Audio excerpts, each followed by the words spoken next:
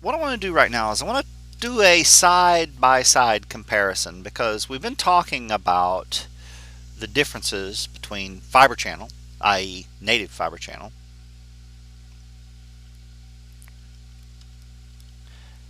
and fiber channel over Ethernet. And we talked about the fact that really and truly fiber channel uses fiber channel protocol, uses fiber channel media to carry SCSI read writes. That's honestly all it does. But it uses proprietary infrastructure, not necessarily proprietary. It is standards, but at least it's going to be isolated or separate infrastructure for allowing communications. And we have one device that does both capabilities as far as supporting fiber channel and native fiber channel, and we have only one device in the confines of the lab, and that's going to be the 5548 UP that's going to support both of these protocols. 7Ks only support fiber channel over Ethernet. So the 7000 only supports fiber channel over Ethernet. It has no native support for the idea of regular native fiber channel. Now we also have the 9222i. So the 9222i, it only supports the idea of fiber channel, native fiber channel. It also supports iSCSI and some other enhancements, but as it stands in our lab, since we do not have a fiber channel over Ethernet blade, what ends up happening is it will not support FCoE. So the majority of the greenfield opportunities that Cisco is going to have to test us on when it comes to supporting fiber channel over Ethernet and fiber channel is going to be in the form of the 5548. Now the 5548 can operate in NPV mode. It can also operate in NPIV mode. And that's going to be important as to whether or not I want to reduce the size of my domain. We've kind of talked about that. Now, in Ethernet and IP, we have a model. We have the OSI model, which governs the operation of how we break networking and intercommunication and host-to-host communications into layers. Well, it should come as no surprise that T11 org, that is going to be the residing body over native fiber channel, has a model that it uses to explain or to at least break out the operation of fiber channel. Now, that is going to be broken up into 5 layers. So we have what we call the FC4 layer. And what that is it's called the mapping layer. Now, this isn't as important for the CCIE data center lab as it is for us to understand that there are going to be some modifications made between the model employed by native fiber channel and the model employed by fiber channel over Ethernet. So I'm just going to write the 5 models in here. I'm not really going to govern a lot of or cover a lot of them. It's just that I realize that we have the FC4, which is the mapping. We have FC3, which is what we refer to as the generic services that we're going to apply.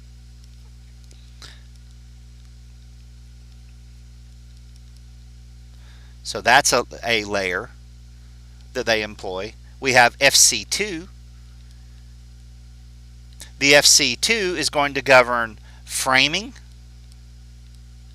and flow control for the traffic that we're going to be sending via native fiber channel. We also have fiber channel layer 1, which is going to be encoding. So how are we going to represent this information on our individual fiber channel links? And then lastly, we have fiber channel level 0. Fiber channel level 0 is representative of the physical layer, which is going to correspond to the media that we're going to be using to send information back and forth. Typically, that's going to be fiber channel media. Now, when we look at the adaptations that had to be made to move this native fiber channel model to fiber channel over Ethernet, understand that the first 3 layers, the FC4 layer, the FC3 layer, and the FC2 layer, remain the same. So we have the mapping layer, which has to do with WWPNs and interconnectivity. We have the generic services layer, which has to do with the treatment or the management of the individual frames that we're going to be sending across their link, as well as the framing and the flow control mechanisms. All that stays the same. Framing and flow control. Now, what we're going to do is we are going to modify this. First of all, what I'm going to do is I'm going to take the physical layer and I'm going to need to use Ethernet as a technology. But what I want you guys to understand is we're not using classic Ethernet anymore. We're moving from classic Ethernet because of all of those data center bridging enhancements that we discussed. The moment we apply those to classic Ethernet, what we're doing is really we're creating a new technology called DCB Ethernet and DCB Ethernet links. A DCB Ethernet link is going to be a link connecting DCB capable devices, of which our switches are. Now, when we look at this, what that translates to is that I'm going to add 2 more layers to the model. The first layer that I'm going to be adding at the very, very bottom is going to be the DCB Ethernet physical layer. Because remember, that's going to be, at the end of the day, an Ethernet device. The physical layer is going to have to work with or intercommunicate with Ethernet. Even though it's DCB, it's still that value. This is what we refer to as the LSL layer. Now, also we have the DCB media access control.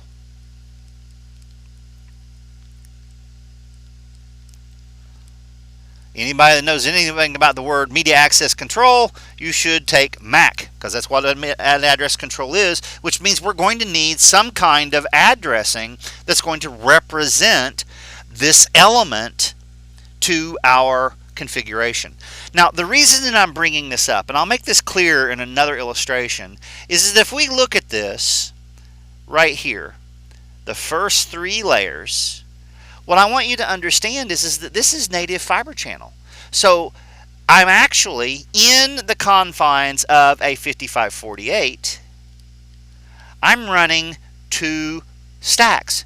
I'm running an Ethernet stack down here, and I'm running a fiber channel stack up here. So this is purely fiber channel protocol. And if I look down here, we're talking MAC addresses, we're talking about different interconnectivity types for Ethernet, and what you see here is I'm actually running the Ethernet protocol stack. DCB enabled, but it's still Ethernet. Now, that's why we refer to the 5548 as an FCF. Now, FCF stands for Fiber Channel over Ethernet Forwarder. Now, I'm going to apologize ahead of time because I'm going to say Fiber Channel Forwarder a lot. Now, it's actually Fiber Channel over Ethernet Forwarder. That's what it stands for. And what that makes reference to is I'm running 2 protocol stacks. Now, my problem is this. I'm missing something. Actually, I'll do this in a different pen color. I am missing, I'll try to do it in a different pen color. Notice there's no interconnection between here and here. So I'm running 2 protocol stacks, but I don't have anything that is going to interoperate between them. Now I want to add an element that's going to handle that. And the addition of that element is going to be the creation of what we'll call a fiber channel over Ethernet logical endpoint.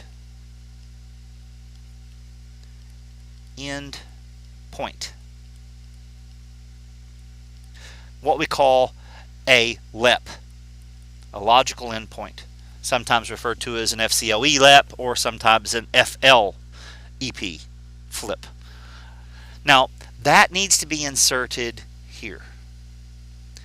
Now what you guys need to understand is the fact that fiber channel protocol requires fiber channel interfaces. So it's going to use a fiber channel SFP. And it's also important for us to understand that Ethernet is going to require an Ethernet SFP. Typically, it's going to be an SFP plus. Because remember, unless I have 10 gig, my fiber channel over Ethernet will no worky. So we have to make certain that we have 10 gigs at minimum. So that means it's going to be an SFP plus that we're going to be integrating. Now, I can't overemphasize the importance of this LEP, this fiber channel over Ethernet logical endpoint.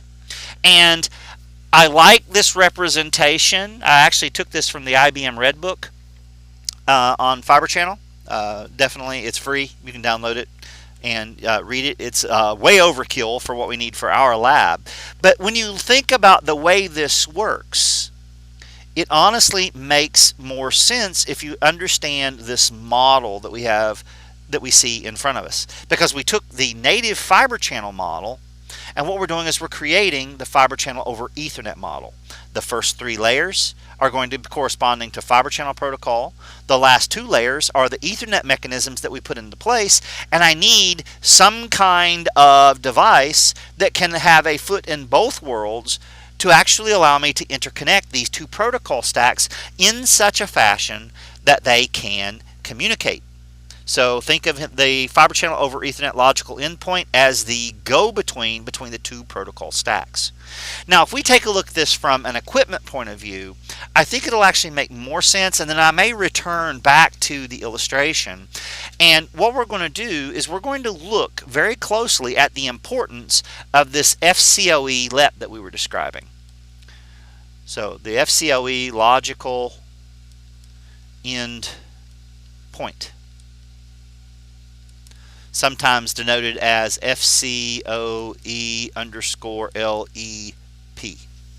So if I draw a 5548 UP, so I'm going to draw a box. It's important for us to understand that I have the capability of creating fiber channel ports. So I can create a fiber channel port. Let's just say I create 4 fiber channel ports.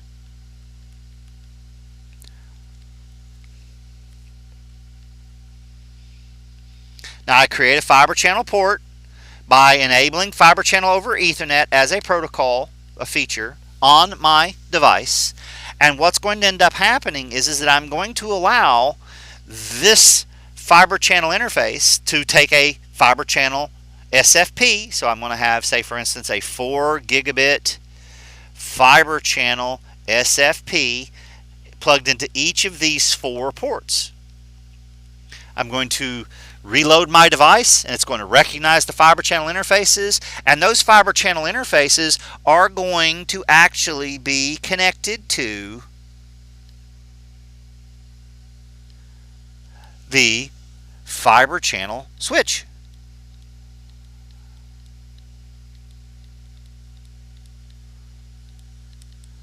So at the end of the day, it's almost like I have 2 switches. So I'm going to have these 4 ports that can work perfectly as fiber channel, and it's almost like I'm breaking them up into their own individual session or section. So it's kind of like saying, well, I'm going to have a logical partition on this switch that's going to allow these interfaces that are directly connected to the fiber channel portion of the config to work as regular old-fashioned fiber channel interfaces. In fact, we're running the fiber channel protocol stack on this portion of our 5548. Now, before I go any further and add a striation of complication, are there any questions about what we've talked about thus far? Basically, what I've done is I've taken 4 ports, I've converted them to fiber channel ports, I've shoved in SFPs, and I'm supporting it. Okay, Nick is asking, data center bridging is not a new framing standard, is it? I mean, it's backwards compatible with 802. Yes. It's not a new framing standard because remember, they had to have backwards compatibility. DCB enabled interfaces need to be able to communicate to Ethernet interfaces that were not DCB enabled. That was one of the hard parts.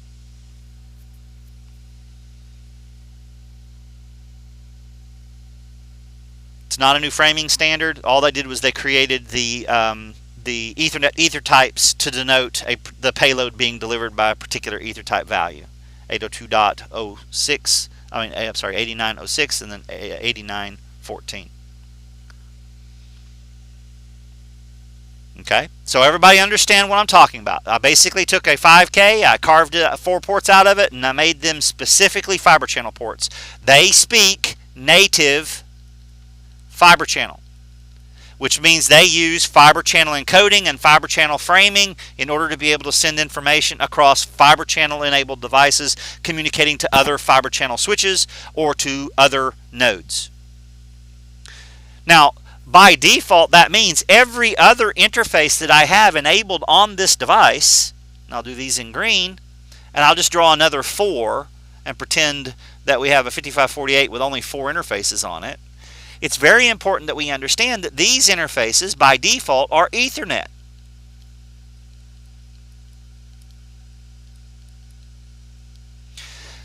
That means that the Ethernet interfaces are also going to be connected to their Ethernet switch.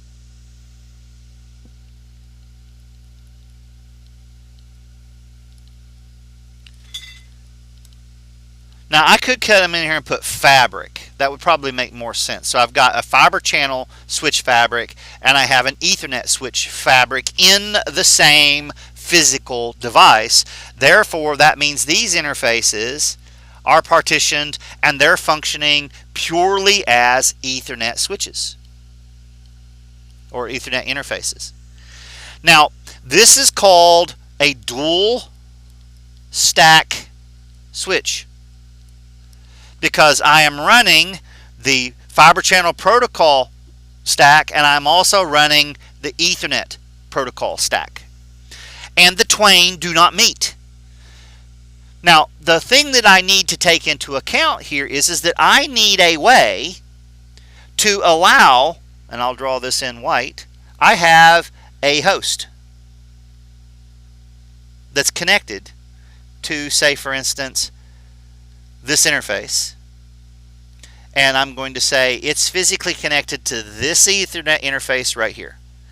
And this particular device has a converged network adapter. It's operating at 10 gig. It's running fiber channel over Ethernet. We'll get into other methodologies here.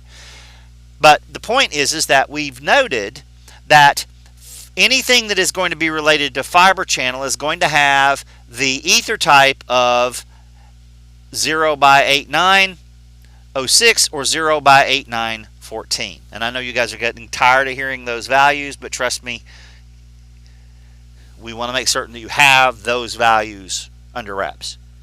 And then there's going to be everything else.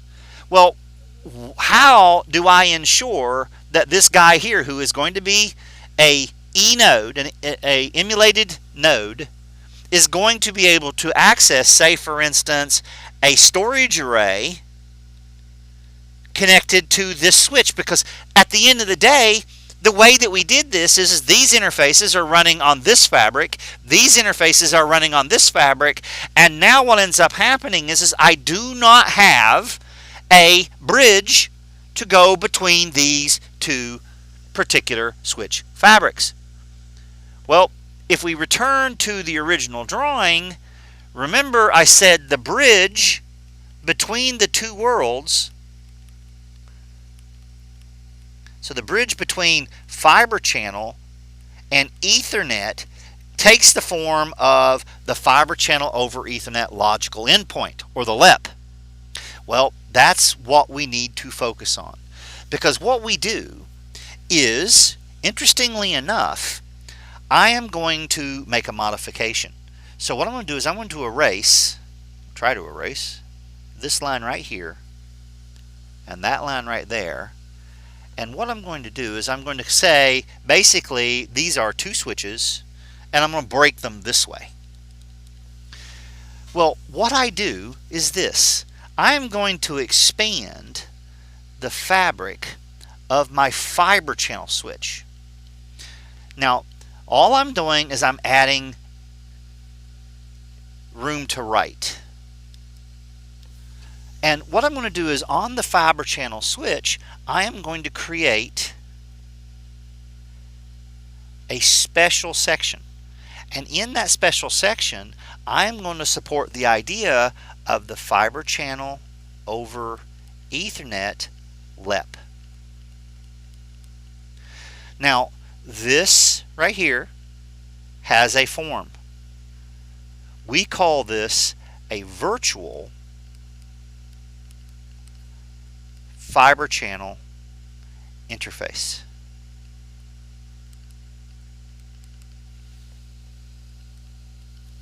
We call it a VFC. Now, the virtual fiber channel interface is exceedingly important because it's at this logical endpoint that we actually take the fiber channel over Ethernet frames and we're going to de-encapsulate them into native fiber channel. So what I'm going to do is I'm going to create this LEP. So for instance, I'm going to create interface VFC 100. And now what I'm going to do is when I create this interface, I want to get information from here to the LEP, because when I get it into the LEP, what I'm going to do is I am going to treat it like native fiber channel. So remember, it arrived as an Ethernet frame with an ether type of either 8906 or 8914 on this Ethernet interface. Well, what I need to do is I need to bind my VFC to this interface. So if this interface is Ethernet 1/4, that's that interface right there, what I'm going to do is under this logical interface, I'm going to create, called interface VFC 100, I'm going to say bind, and what I'm going to do is I'm going to tell it which Ethernet interface I want it to bind to. So I'm going to say bind to interface E1/4. Now what that's going to do is exactly what it implies. It is going to build a relationship between this logical interface and this physical interface. And what's going to end up happening is any traffic that meets the category of fiber channel over Ethernet or fiber channel initialization protocol is going to be seen at this interface, and what I'm going to do is I'm going to send it to the interface that I am bound to. Now the LEP, as I said, is responsible for de-encapsulating that information. So if we pay attention to this and we say, well, I have a SCSI payload, that SCSI payload is going to be wrapped in, that SCSI payload is going to be wrapped in a fiber channel protocol header, and it's going to be enveloped by an Ethernet DCB header.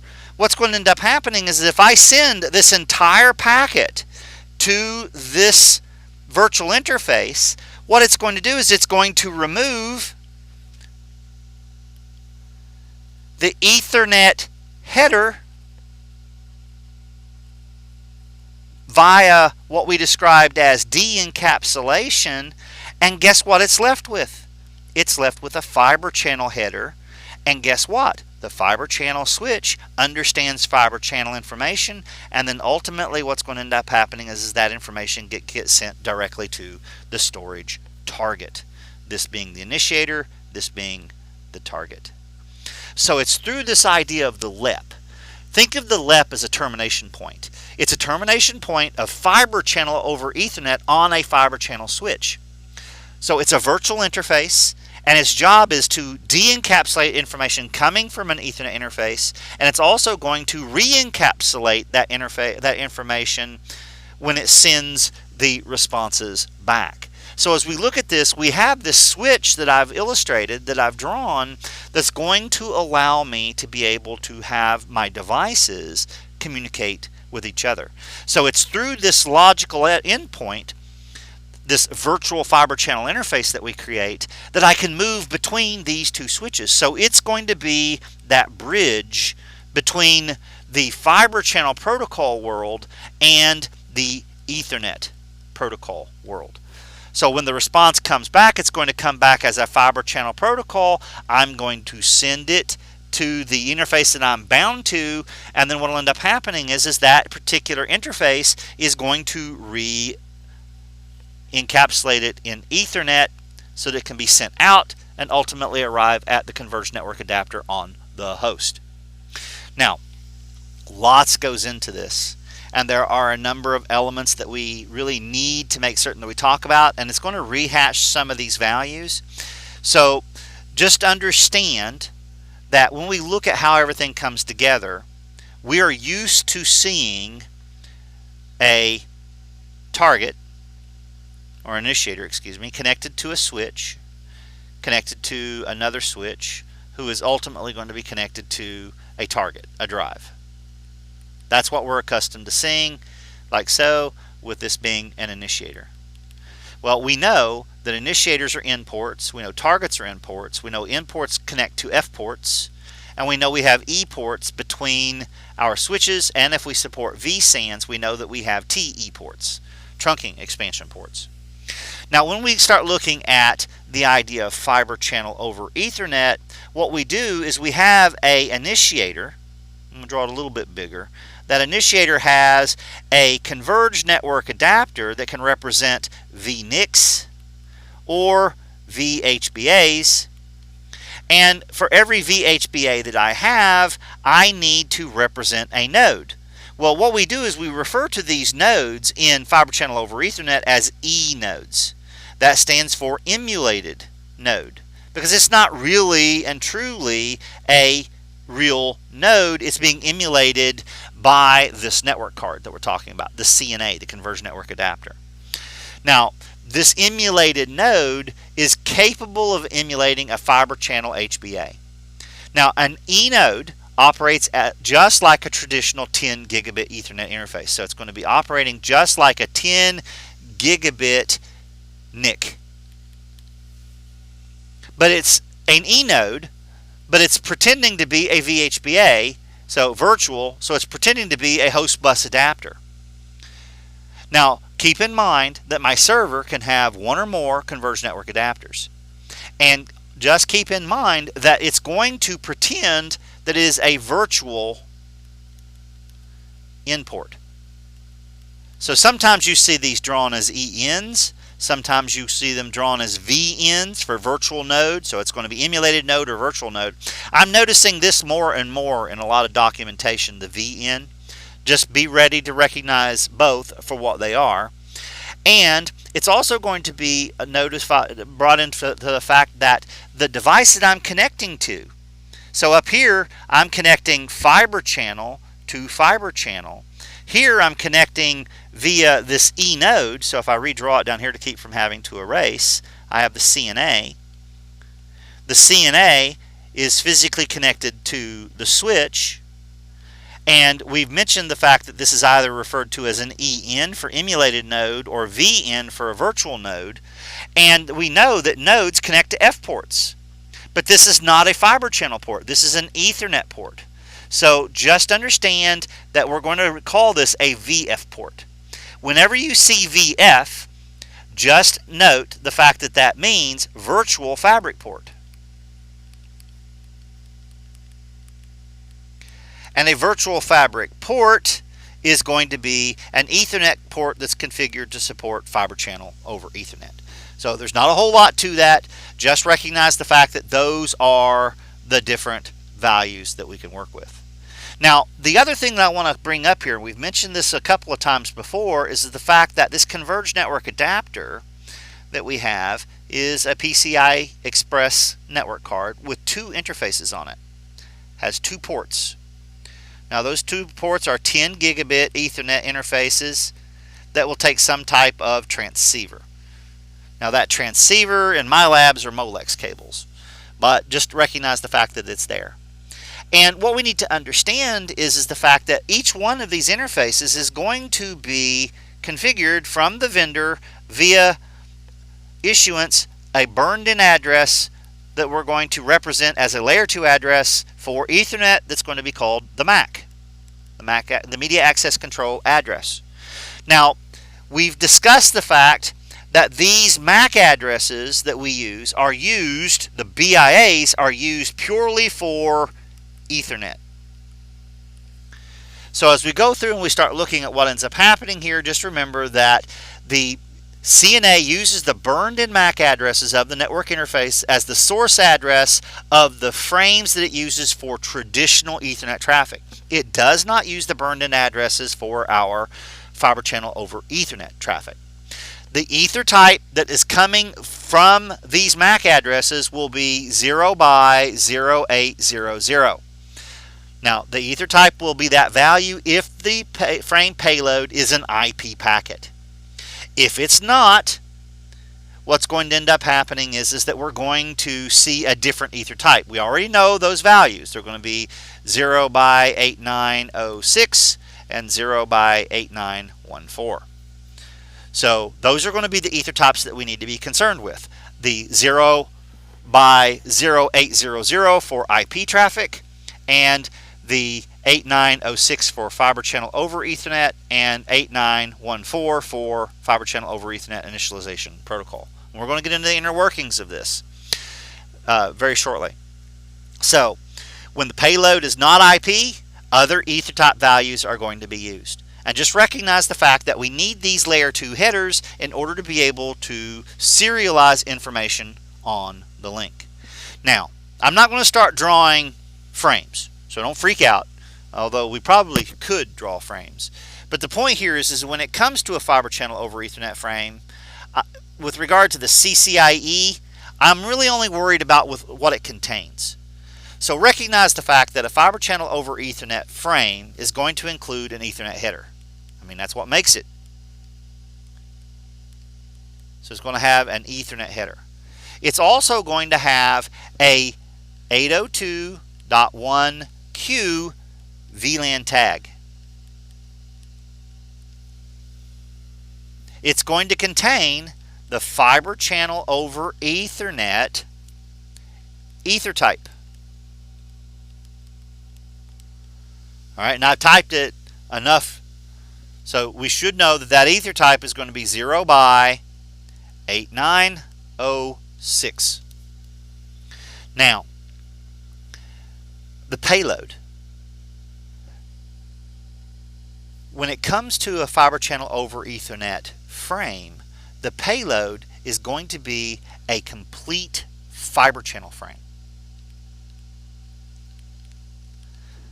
So a complete fiber channel frame is going to be the payload.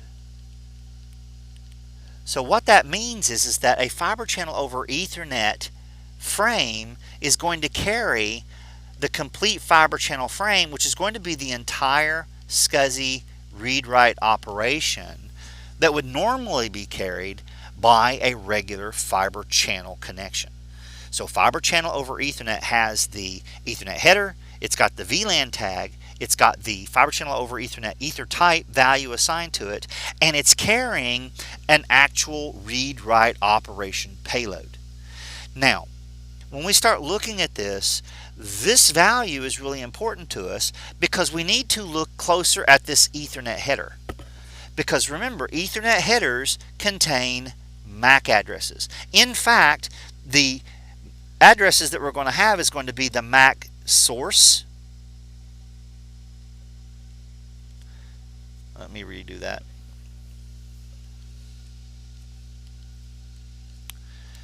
Don't know why this pen won't hold the eraser. So we're going to have a source MAC address,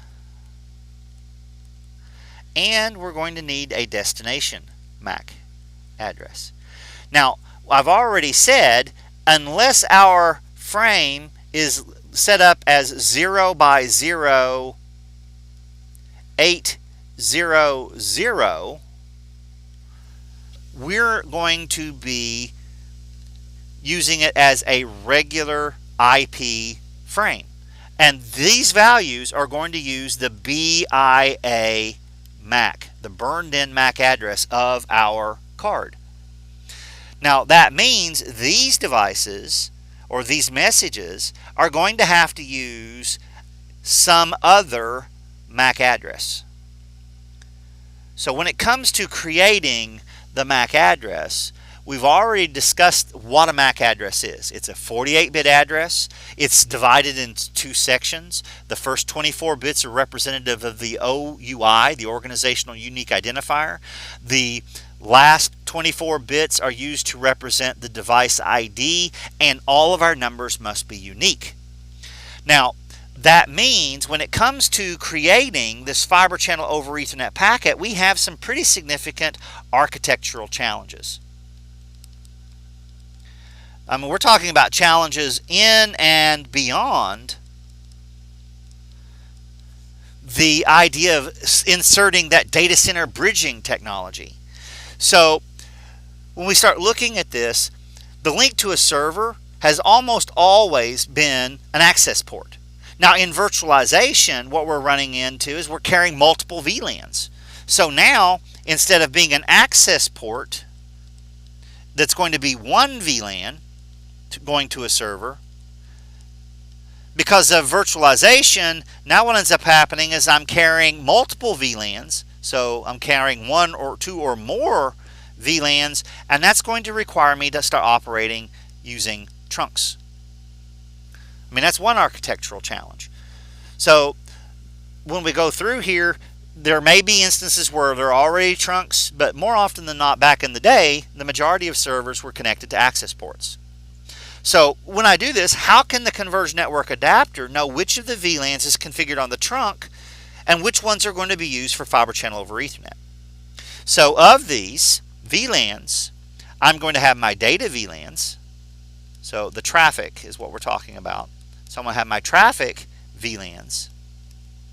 And I'm also going to be using Fibre Channel over Ethernet VLANs to carry my Fibre Channel payloads. So Fibre Channel over Ethernet requires a Fibre Channel over Ethernet VLAN for transport. So how does the device, so how does the server know what VLAN to encapsulate its Fibre Channel over Ethernet traffic into?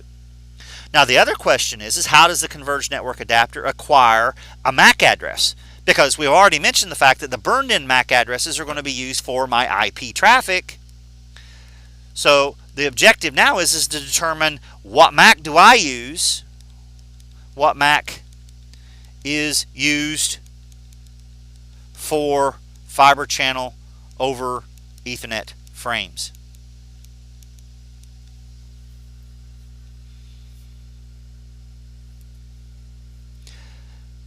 So as we start looking at what's going on here, those are our architectural challenges.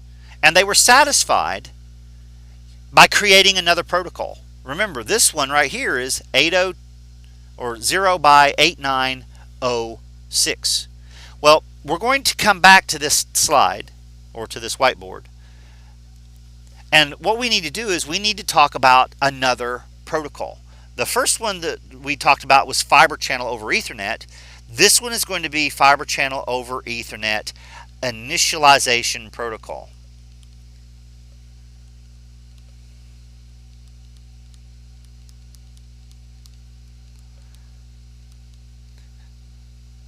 More loosely called FIP. Now, this was created, FIP was put together via the T11 organization, which governs storage, and it's labeled as the FCBB-5 standard.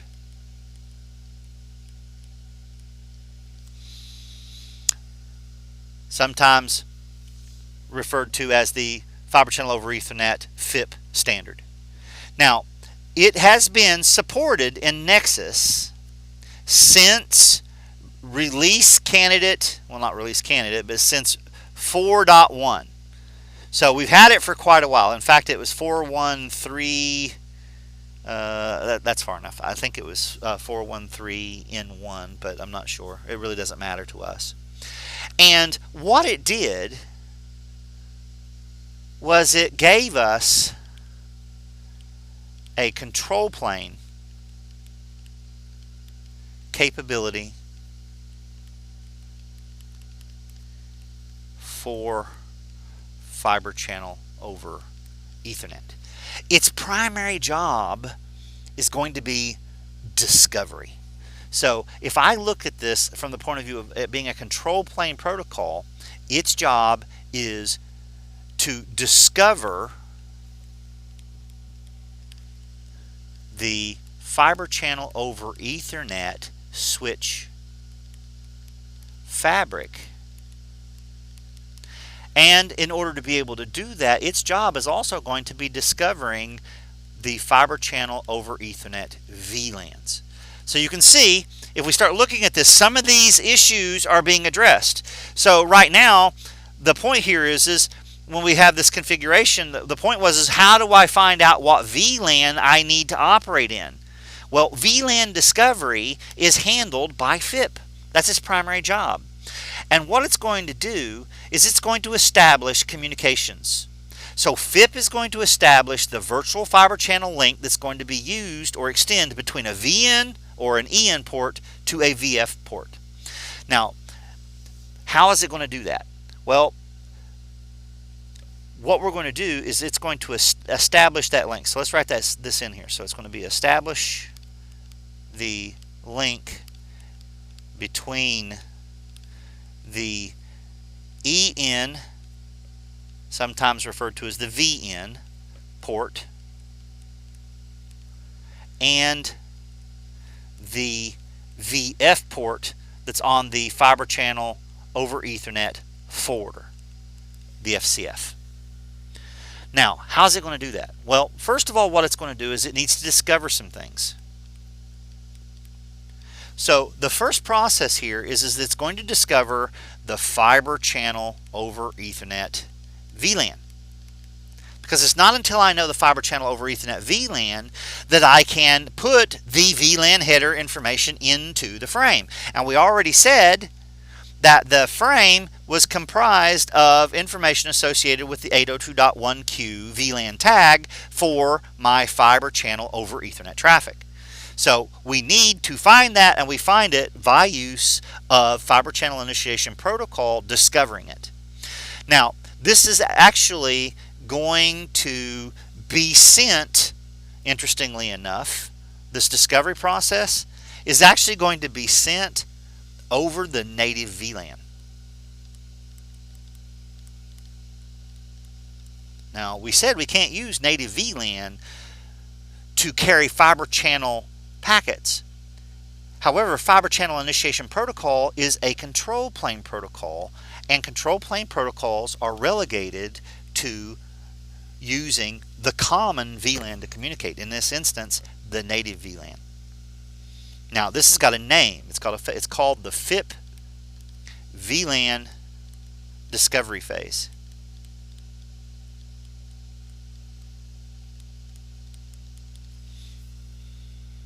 And again, as I said, it takes place over the native VLAN. So the fiber channel VLAN on the VN port to VF port trunk is going to be negotiated over the native VLAN. Now, the other thing that it's going to do is it's also going to make some other discoveries. It's also going to discover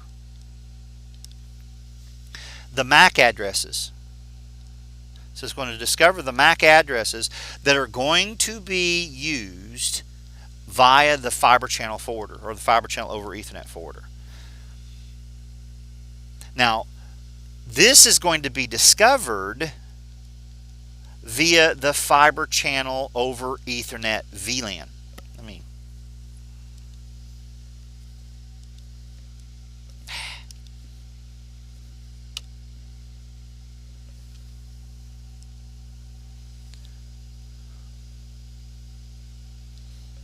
So we're going to discover the MAC address of the fiber channel over Ethernet forwarder, and we're going to do it via the fiber channel over Ethernet VLAN.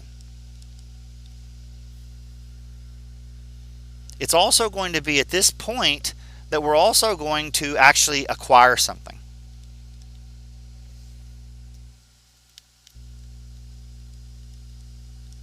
What are we going to acquire? Well, what we're going to require is the FPMA, the Fabric Provided MAC Address. And what we're going to do is we're going to do that via what we call a Fibre Channel Initiation Protocol FLOGGY. Now, we talked about floggies and ploggies and pearlies. And it's also important to understand that this too is done over the Fibre Channel over Ethernet VLAN.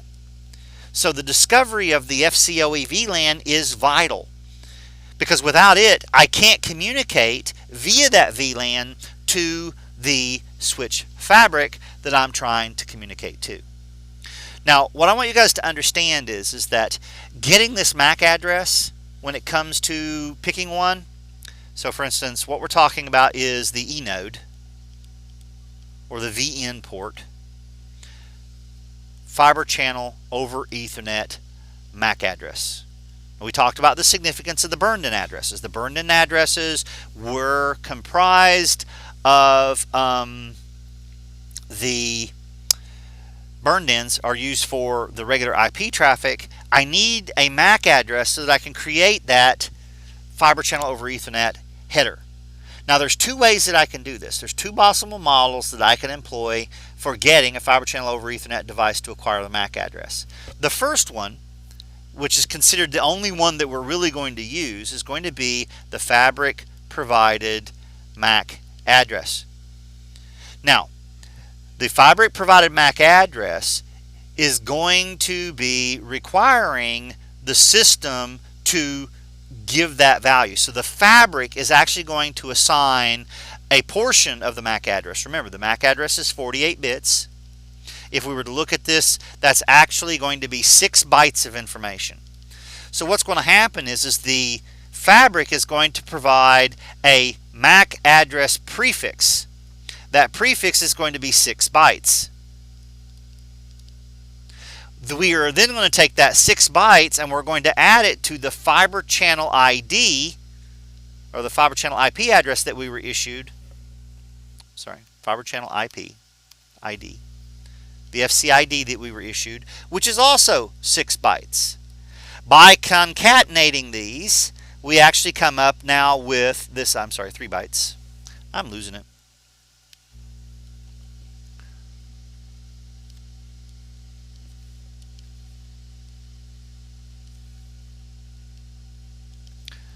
Three-byte map, 3-byte FCID, giving me a total of 6 bytes, which allows me to create a MAC address that I can use. Now, the other method is going to be what's referred to as an SPMA. We have a fabric provided MAC address, and then we have a switch provided MAC address. The only thing I need you to know about this is it's obsolete. And the only reason I'm mentioning it is it could come up in a configuration, but just understand that, again, since 4.1 we have been using FPMAs and the fabric provided prefix. So that allows me to be able to create that 48-bit MAC address. Yes?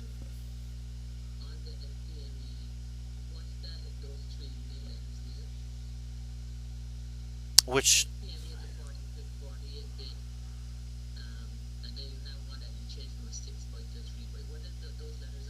Oh, the ones here? That's map. It's called a MAC. That's all right. MAC address prefix. No problem. So again, I can create my MAC. Now, when it comes to Phipps frames, Fibre Channel Initiation Protocol, Fibre Channel over Ethernet Initiation Protocol frames, these frames contain information also. So for instance, it's going to be over Ethernet, so I'm going to have an Ethernet header. I am also going to need a .1Q tag, obviously for my VLAN. I'm also going to have my fiber channel over Ethernet initiation protocol ether type value. That value is 0 by 8914. And I'm also going to have some values in here called Phipps flags. So for instance, you're going to have whether or not you're using FPMA or you're going to be using SPMA.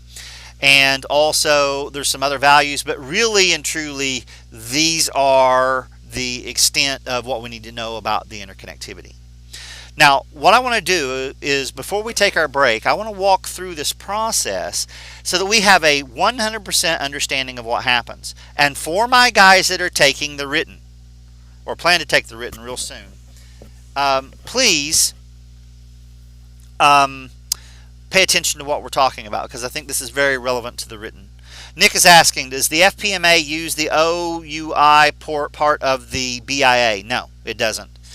What you'll do is the OUI will be built from the Fabric provided MAC address prefix, and we'll talk about how that's assigned and how to manipulate it, because I want you guys to know how to do it in case you get asked. So the FPMA, the Fabric provided MAC address, is built from the prefix plus the FCID that we get issued via the principal switch. Actually, we get the FCID from our local switch, excuse me.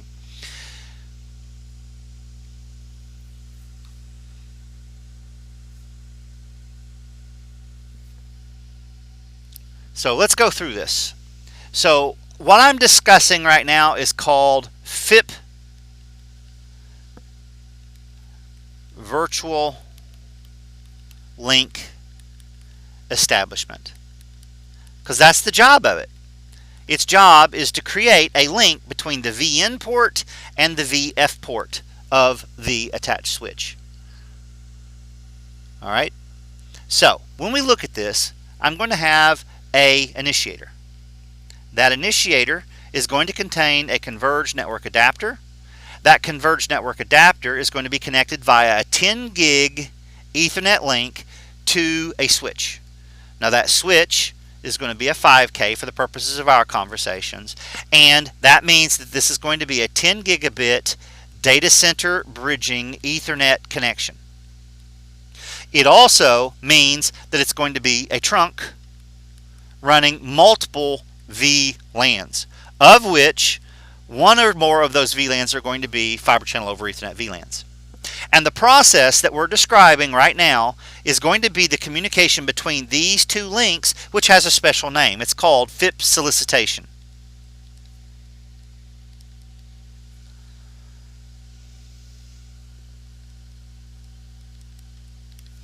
So that's the process that we're describing. And I'm going to break it up into 4 main sections. So task 1, as we said before, was the idea of VLAN discovery. I'm just going to say disk. So it's just going to be short for VLAN discovery. The next thing I need to do is I also need to discover the identity of the Fibre Channel over Ethernet forwarder. So the FCF. That's also going to be referred to as a discovery process. Once that's done, and I know the identity of the Fibre Channel over Ethernet forwarder, what I need to do is I need to generate the floggy/fdisk fabric discovery message that I'm going to send to that device once I know who he is. Then what I'm going to do is the step 4 is going to be pure Fibre Channel commands. So if I look at this, I am going to, from the converged network adapter, I am going to send a message to the Fibre Channel over Ethernet forwarder. Now, really and truly, I don't even know if this guy is the Fibre Channel over Ethernet forwarder, so technically it would probably be more accurate to say that I'm going to send it to the switch that I'm attached to. And I'm going to rely on him to get it where it needs to go. But what I'm going to do is I'm going to actually send him a request. And what am I requesting? Well, I want to know the identity of the Fibre Channel over Ethernet VLAN. So I want to know the ID or the VLAN discovery. Well, what's going to end up happening is he is going to then in turn send back a notification. That notification is going to tell me the identity of the fiber channel over Ethernet VLAN. Now, once I have that information, what I want to do now is I want to know who's in charge of that SAN fabric in that fiber channel over Ethernet VLAN. So what I'm going to do is I'm now going to send the solicitation. So I'm going to solicit and ask who is the fiber channel over Ethernet forwarder, and that's called the fiber channel over Ethernet forwarder discovery. Well, he's going to advertise that back to me. So he's going to send me not a notification, but an advertisement. This was a solicitation. So what he's going to come back, he's going to give me the identity of the FCF. Well, now that I know who the FCID is, I now need know the identity of the fiber channel over Ethernet forwarder. What I need to know now is I need to get a FCID. So I need that 3-byte address that I can get from the configuration such that it's going to allow me to be able to participate. In other words, I need to log into the fabric. So what I'm going to do now is I'm going to send that floggy to the switch, and the switch is going to do one of two things. It's either going to deny me,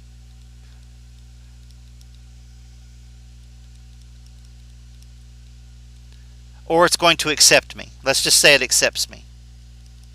The only time it would ever deny me is if there was some kind of fiber channel security protocol or something that was blocking my floggy. And what's going to end up happening is it's then going to give me the registration. So I'm going to get my FCID. Once I get my FCID, we already know that once that's done, I'm going to be able to do my ploggy. I'm going to be able to do my zone query. And then ultimately I will be doing my Perly. And then hand everything off to my upper layer protocols. Now, what I want you guys to understand, and probably single-handedly the most important thing that I can put on this illustration, is the following. So if I take these 4 processes and I draw a line like this all the way across, what I want you guys to know is that everything from task 1 all the way down to task 3 utilizes fiber channel over Ethernet initiation protocol. That means that these values are going to be 0 by 8914. Once I have registered to my fabric and I've gotten my FCID, everything after this is just regular old-fashioned fiber channel over Ethernet. So VLAN discovery, handled by fiber channel initiation protocol. Fiber channel over Ethernet forwarder discovery, handled by fiber channel initiation protocol, or fiber channel over Ethernet initiation protocol. My floggy / F disks are handled by the fiber channel over Ethernet initiation protocol. F disks stand for fabric discovery messages, and you will utilize those when you're doing things like NPV, or when you're running things like, say for instance, multiple vSANs in virtualization. So this slide, or this portion of the whiteboard, is exceedingly important for both our understanding of how things work, and it's also very important for being able to take the written. Now what I want to do is I want to break each of these steps out. No.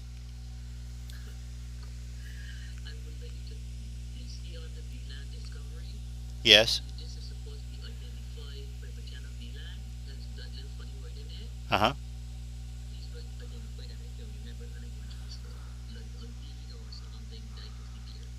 Okay. Yes, mother.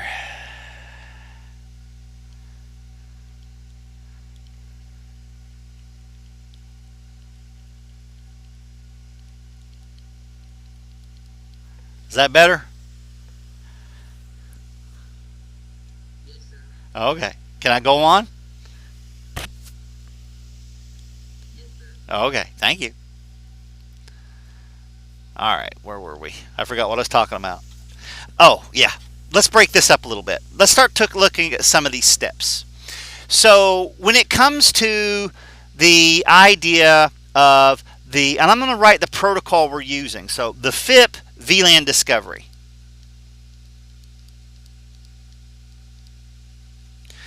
There are some values here that I want to put in place. So for instance, in this process, and keep in mind this is from the VN to the VF. And this is referred to again as the FIP VLAN discovery process.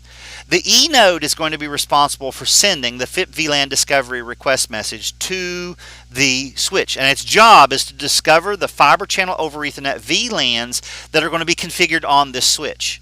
So basically what I'm trying to find out is what are my fiber channel over Ethernet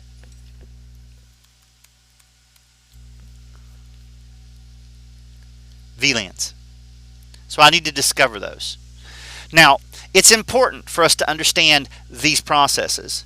And this is a switch discovery process. So, first of all, this information is going to be sent via what? We talked about it earlier. What VLAN is going to carry this discovery? The native VLAN. By default 1.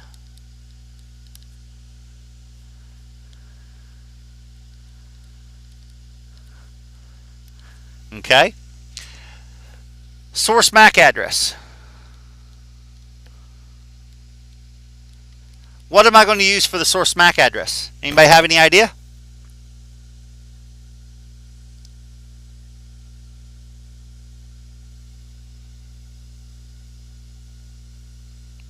The bin, BIA. Yeah, exactly. I'm going to use the converged network adapters burned in address. Okay, can anybody tell me where I'm going to send this to? What's the destination MAC?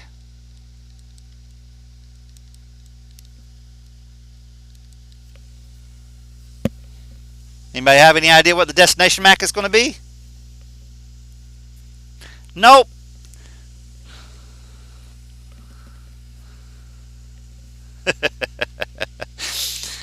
It's going to be a special MAC address. Honestly, I don't know the value that it is, but it's called the All Fiber Channel over Ethernet Forwarders Reserved Address. We can look it up. But it's a special MAC address.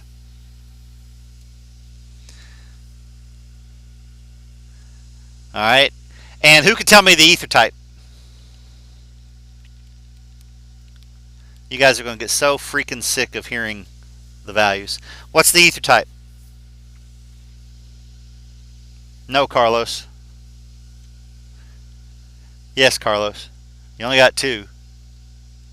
0 by 8914. It's FIP.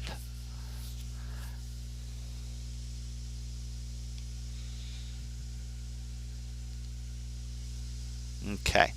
Now, we've got another part of this, because now what's going to happen is the fiber channel over Ethernet forwarder is going to send information back to the virtual node or the emulated node. And what it's going to do is it's going to be sending the FIP VLAN notification.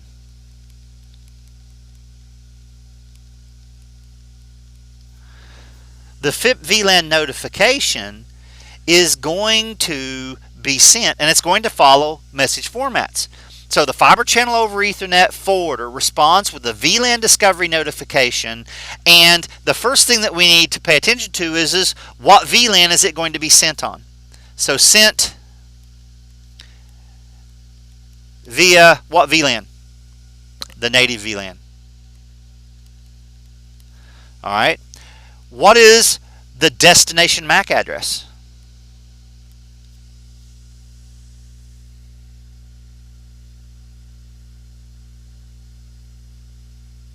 I'm going to be sending the message directly to the guy who solicited it, so it's going to be what? Nope. The destination MAC address is going to be the BIA of the converged network adapter that requested it. So it's normal configuration. Correct, Tim? The next value that we need to also understand here is what is the source MAC address going to be? So it's coming from the switch going to the virtual node. So the source MAC address is obviously going to be the MAC address used by the Fibre Channel over Ethernet forwarder. And lastly, what is my ether type?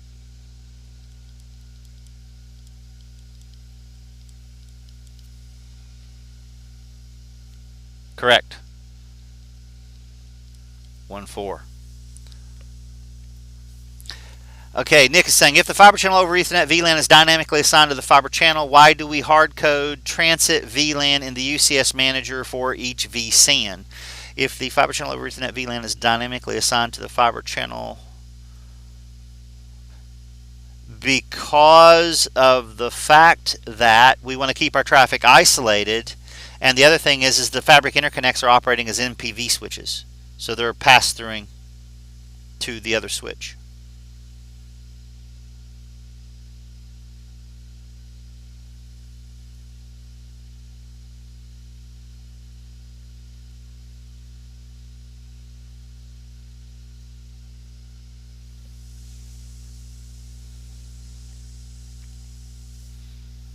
Okay, so this is the Fibre Channel over Ethernet VLAN discovery process. Once I learn the identity of the Fibre Channel over Ethernet VLAN, now what I can do is I can send my solicitation. So we're going to create now this idea of a Phipps solicitation. So at this particular juncture, what's going to happen is the eNode sends a Fibre Channel over Ethernet forwarder discovery message. That's going to be that FDisk. And its job is to discover the Fibre Channel over Ethernet forwarders that can accept logins in the VLAN that I just learned. So the question now is what FCFs can accept logins in this VLAN? Now, when we start looking at this, when we start looking at it from the point of view of building the configuration, understand this is all going to be sent via the Fibre Channel over Ethernet VLAN that we learned. That was the whole idea of learning it. Now that I know what VLAN to use, now I know what VLAN to send my communications into. The information that's going to be sent is going to be from the source MAC, and it's going to be the source MAC of the CNA burned-in address. And it's going to be going, oddly enough, the destination MAC is going to be that all FCF again. That's that reserved address, and it should come as no surprise, since we're still talking about FIP, that our ether type is going to be 0 by 8914. Now that is the solicitation. So that's from the VN back to the VF port, and what we're doing is we're sending the FIP VLAN solicitation. The object now is that I want to discover the identity of my Fibre Channel over Ethernet forwarder that I need to ask for my Fibre Channel IP. Now, when we go through, the next part of this is the virtual fabric port is going to reply to the virtual node port using or doing what we call the FIP VLAN advertisement.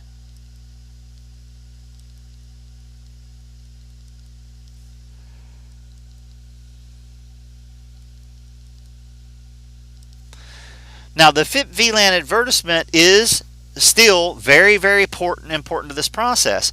And what's going to happen is that the Fibre Channel over Ethernet forwarder is going to respond with the configured Fibre Channel MAC address prefix. Inside of this advertisement, we're going to get the FC-MAP, Fibre Channel MAC address prefix. Now, by default, this value is going to be 0E FC 00. That's the value that we're sending. When it comes to putting this together, the source MAC is going to be the MAC address of the Fibre Channel forwarder. The destination MAC address is going to be the Converged Network Adapters MAC. And obviously the ether type is going to be 8914 for the ether type.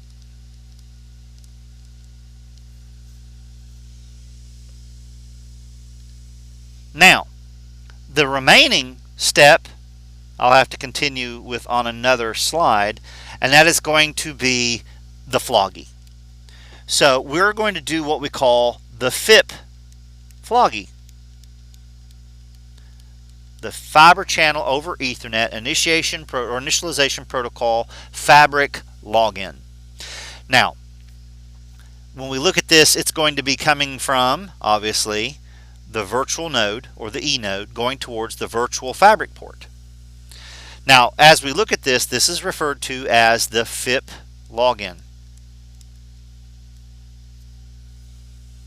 Well, let's go ahead and use the proper terms. It's called the FIP floggy, the FIP fabric login. And what's going to end up happening here is that this information is going to be sent with a source MAC, obviously, of the CNA BIA. It's going to be sent to the destination MAC. This time it's going to be sent to the Fibre Channel over Ethernet forwarder's MAC address, because we just learned that in the previous step. So now I'm communicating directly to my attached storage switch. The ether type, obviously, going to be 0 by 8914, which is FIP. And this is going to be the same thing. So this is the exact same thing as a floggy.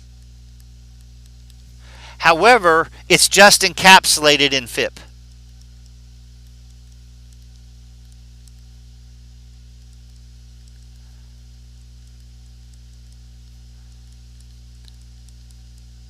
So all we're doing is, that's why we call it the FIP floggy, because we're just taking the floggy payload, and what we're doing is we're encapsulating it in Fibre Channel Initiation Protocol headers. Now, we're going to get what we call the FIP accept back. So let's look at the FIP accept. That means the virtual Fibre Channel or virtual fabric port is going to be responding to the virtual node, and we said this was the FIP accept. Now, during this process, the Fibre Channel over Ethernet is going to respond, and what is he going to give me? He's going to give me my Fibre Channel ID, because it's not until I get a Fibre Channel ID that I can participate in my Fibre Channel protocol environment. So when we look at this Fibre Channel ID is going to have a source MAC. Source MAC address. That's going to be the MAC address of the Fibre Channel forwarder, or the Fibre Channel over Ethernet forwarder. It's going to have a destination MAC address. It's going to be the MAC address of the converged network adapters BIA.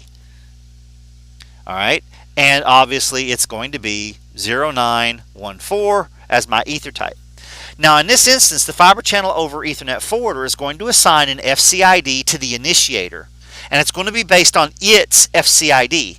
So when we go through here, its domain ID, if this device is not, so if it's not an NPV switch, it's going to assign a DID to the virtual node based on its domain ID. If it is a NPV switch, what's going to happen is it's then going to relay that up to its attached NPIV switch. So you're going to get it either from the switch that you're attached to physically, if it's not an NPV. If it is an NPV enabled switch, you're going to get it from the device that it's connected to. So as we go through and we start looking at how all of this goes together, now what I have is I have everything I need. I have learned the fiber channel map, the MAC address prefix, which was 3 bytes. I now have been issued a FCID. So my fiber channel over Ethernet forwarder has issued me an FCID. That FCID is 3 bytes. Now what I'm going to do is I am going to create my MAC address. So I'm now going to take these 2 values and I am going to create my fabric provided MAC address. What I'm going to do is I'm going to take the 3 bytes from the fiber channel map, which remember we learned the fiber channel map during the fiber channel